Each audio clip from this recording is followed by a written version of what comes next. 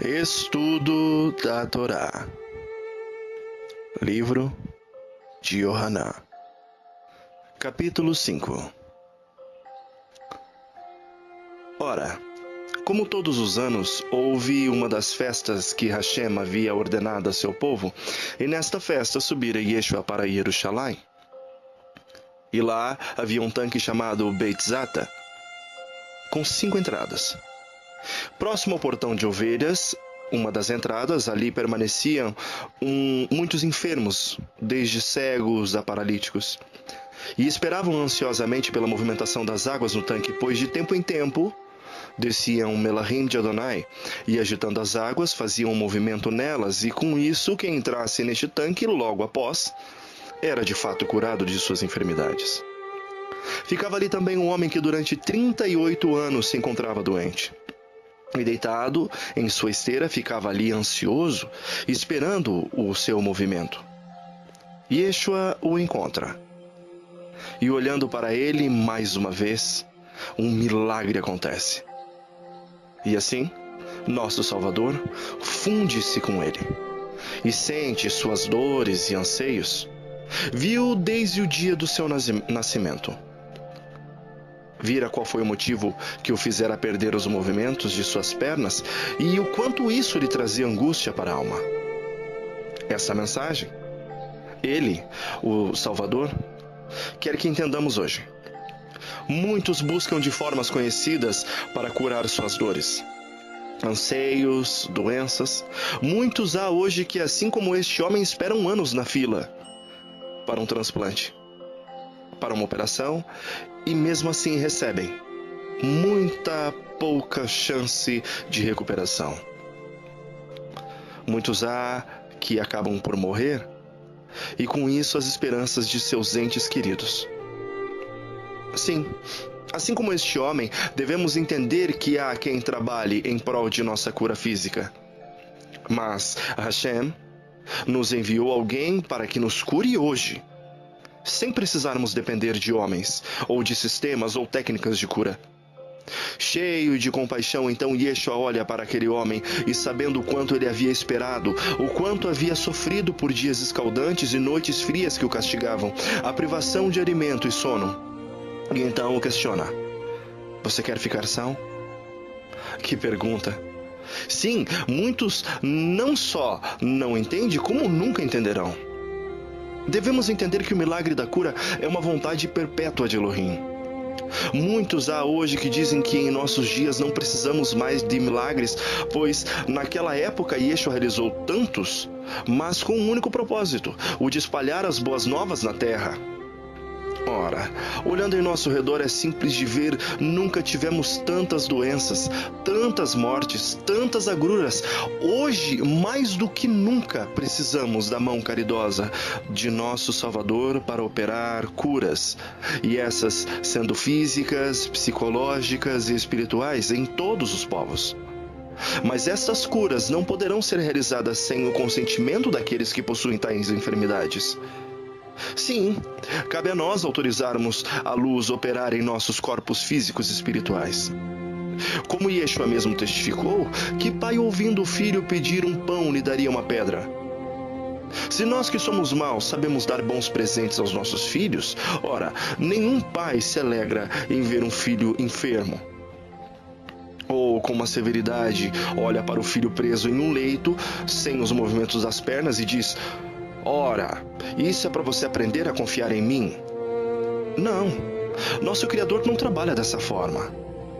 Mas é necessário crer que Ele está conosco, e que mesmo que sejamos o que somos, crer que somos dignos de receber tal milagre. Não dignos por nós mesmos, mas porque aceitamos a morte do seu único filho, e que Ele mesmo o mandou para morrer, mesmo não merecendo. Mas porque Ele nos ama. Quando pensarmos dessa maneira, entenderemos que Yeshua quer dizer quando nos pergunta se queremos ser de fato curados. Aquele homem não sabia quem falava com ele. Não sabia que não dependia do esforço físico para curá-lo, mas somente uma ordem seria suficiente, e assim se fez. E a ordem se fez audível, e ela foi: levanta, toma a tua esteira e anda. Naquele momento, assim como o início deste livro nos ensina, a palavra se fez ouvir e os tendões e filamentos, os músculos agora começavam a ser irrigados com sangue novo, que chega até a ponta dos dedos, e sentindo-se revigorado, em um salto somente ele levanta e agora faz o que há 38 anos não fazia. Andou. Na verdade, correu, e correu com sua esteira sob os braços. Porém, assim como nos dias de hoje, naquele tempo, há pessoas mais sinceras que tentam adequar a palavra do ruah ao que é da carne. E assim acontecem as vãs interpretações. A palavra ordena que nenhum trabalho deve ser realizado no dia de Shabá. Aspas, em 6 dias farás toda a tua obra, mas ao 7º dia descansará. Fecha aspas. Ora, a mesma confirmação Hashem dera a Neemias e a Jeremias quando ordenara que o povo não carregasse qualquer fardo. Porém, para estes navios, a ordem era referente a carregar fardos por causa do trabalho com mercadores em Jerusalém. Sim, nesse dia de Shabat, todos os portões da cidade deviam ser fechados para que nenhum mercador entrasse e nesse dia comercializasse seus produtos. Assim também como o transporte dessas cargas, porém, agora como quem dizendo, já que não podemos ganhar nosso aspas sustento, então que ninguém carregue nada. E assim o que era para ser repouso se torna um grande fardo para todos. E dizemos isso, pois esta cura se sucedeu no Shabá. E neste dia os parush, fariseus, não permitiam que ninguém carregasse qualquer coisa pelas ruas durante esse dia, pois quem carregasse este fardo pela própria Torá estava sujeito à morte. Ao ver aquele homem agora correndo pelas ruas com a sua esteira nas mãos, alguns começaram a questioná-lo, lembrando da lei que lhe fora imposta por Hashem e adulterada por homens. Ao que ele mesmo responde que um homem o havia ordenado tomar o leito e andar, e que depois daquela ordem ele o fizera. Então perguntaram sobre este homem.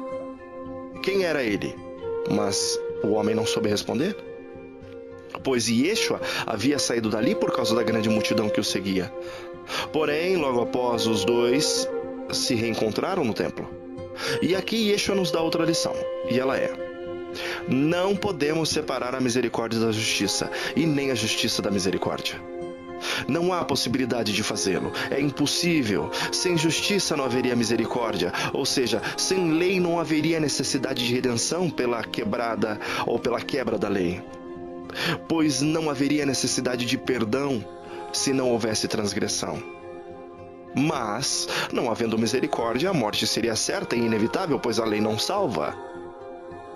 Porém, nos indica do que temos que ser salvos. Logo, não tendo uma dessas duas partes, toda a lógica da redenção cai por terra. Aquele que erra é justificado, e é redimido, e é salvo, porém se voltar a errar, volta a estar debaixo das sanções que a lei lhe aplica. É como um ladrão que rouba e é preso, e paga o que deve. Bem, ele nunca mais será preso por este crime, mas se volta a cometer o mesmo crime ou crimes maiores, pelo fato de já ter pago o seu erro anterior, significa estar livre da nova prisão? Claro que não. Ele pagará novamente, pois a justiça assim o condena. A lei assim exige.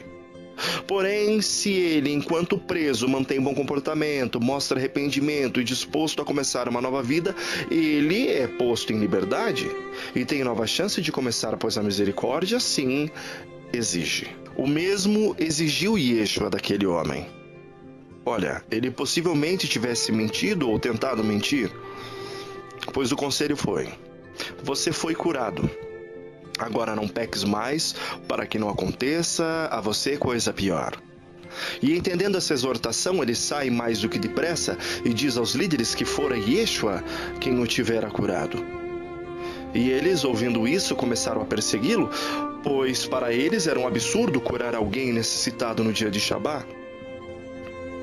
Pois assim, sua mente finita e diminuta os guiar a pensar. A resposta de Yeshua não deve, sob hipótese nenhuma, ser mal interpretada, pois há quem diga que pelo fato de dizer tais palavras, é este ou esta uma libertação para que cuidemos de nossos mesquinhos afazeres. Elohim não dorme, não descansa, não como nós. Ele não se fadiga, não sente necessidades, pois suas necessidades são providas por sua própria vontade, sendo ele autossuficiente em sua magnitude e plenitude. Mas bem conhece que não somos assim, e que 24 horas do nosso dia necessitamos de suas benesses. Por isso institui como um mandamento perpétuo fazer o bem, suprindo a necessidade dos necessitados e curando os enfermos e resgatando os perdidos também no dia de Shabá. É nossa obrigação nesse dia fazer o bem, e fazer o bem a todo e qualquer ser vivo na terra. Desmascarava ele as suas intenções e bem sabiam que deviam isso a Adonai. Mas não faziam, pois grande era a falta de amor ao próximo em seus corações. Eles amavam a Elohim com todas as suas forças e entendimento, mas não haviam entendido o segundo mandamento, amar ao próximo como amamos a nós mesmos. Devemos fazer isso sempre e em todos os dias. Mas também aos Shabás queriam então matá-lo, pois para eles inventaram em seus corações que ele quebrava os Shabás e também dizia ser filho de Elohim. Porém, em seus corações ficavam somente a inveja, a apatia, a preguiça de fazer o que é bom perante ao Senhor. Porém, conhecendo os seus corações e para tirar todas as dúvidas de seus seguidores, então Yeshua agora começa um breve discurso, cuja intenção era mostrar-lhes a verdadeira obra a qual lhe foi designada. Uma das maiores invencionistas da cristandade moderna é que Yeshua realizava todas as coisas que fazia por sua própria vontade. Sendo ele o verbo divino, era também autônomo em suas decisões, vontades e palavras. Sendo ele Deus Filho, tinha essa autonomia. Porém, sendo ele Deus, seria sujeito às acusações de seu inimigo. Ora, logicamente, sendo Deus, tudo lhe seria fácil suportar. Mas não fora esse o desígnio por ele recebido. E sendo homem, fora homem até o seu último dia enquanto carne, recebendo todos os poderes do céu mediante a oração e obediência da vontade de Elohim, bem como obediência a seus mandamentos. E também para mostrar-nos que todo homem, enquanto homem, pode sim cumprir todas as ordens de Adonai. Não podemos por si próprios vencer a morte e a destruição eterna, essa derivada da quebra da ordem de Elohim dada a Adão para que não comesse do fruto da árvore do conhecimento do bem e do mal. Esta somente Yeshua teria o poder de vencer quando fosse morto, livrando-se do seu corpo cárneo e ressurreto em Ruach. Logo, enquanto andarilho deste mundo frio e tenebroso, era nosso mestre um verdadeiro Navi. Não profeta vindo de homens, mas Navi, vindo do próprio Elohim. Porém, tornou-se o Mashiach somente depois da sua ressurreição. Todo o seu conhecimento e sabedoria não veio dele mesmo quanto homem, mas veio de Elohim. E assim dissera ele e comprovara perante os homens e para eles, mostrou que a sua vontade não era sua, mas sim a vontade de seu Pai. Pois pelo Pai era influenciado por estar com o Pai. E isto é possível somente por causa do amor.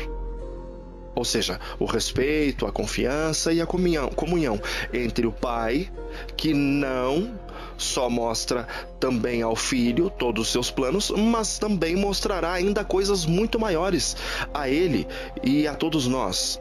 E todos nós nos admiraremos. O Pai decide a quem Ele quer ressuscitar, e também assim acontece ao Filho. É Ele quem decide a quem quer dar a vida.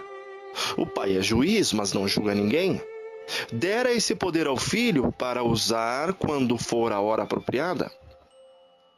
Pois este tornara-se homem para viver como homem, mas não para agir como homem. Porém, antes, mostrar que devemos cumprir o que diz o Pai, para que respeitemos o Filho, assim como respeitamos o Pai. Assim sendo, quem não respeita o Filho, também não respeita o Pai que o enviou o Filho.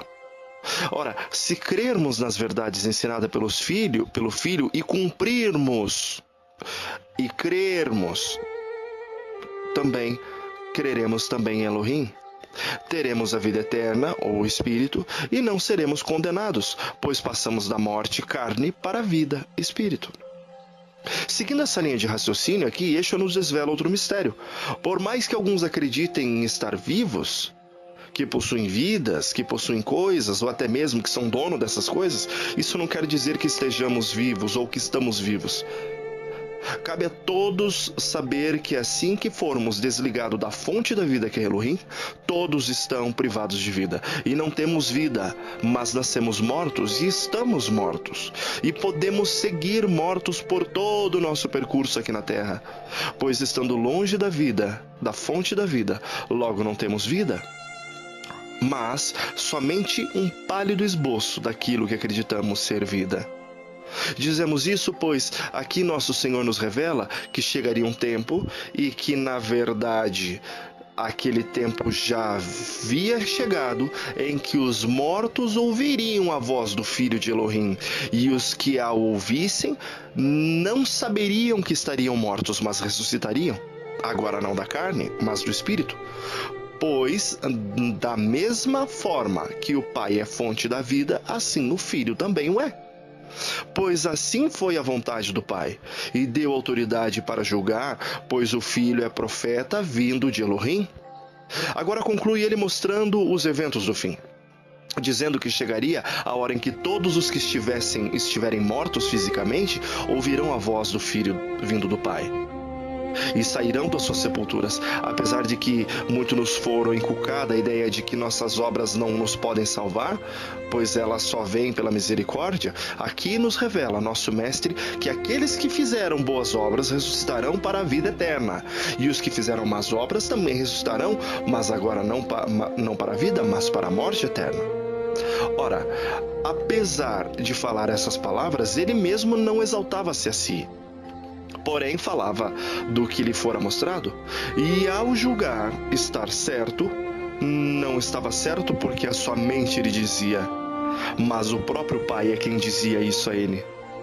Pois não vira fazer a sua própria vontade, porém vira para fazer a vontade de Elohim, até mesmo porque se fizesse isso não teria valor nenhum seu testemunho.